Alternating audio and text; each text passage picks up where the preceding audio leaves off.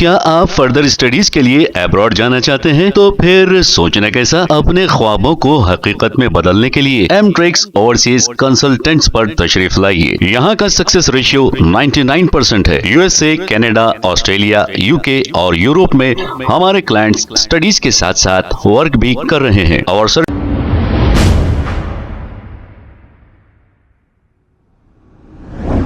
अस्सलाम वालेकुम नाजरीन, 7H न्यूज सच को रखे आपके आगे।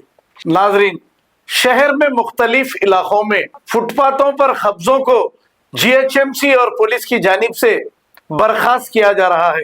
ये बहुत ही अच्छा काम है क्योंकि शहर में दिन ब दिन ट्रैफिक बढ़ती जा रही है और लोग फुटपाथ से चलने के बजाय रोड पर चल रहे हैं। इसी की वजह से एक्सीडेंट हो रहे हैं और ट्रैफिक जाम हो रही है।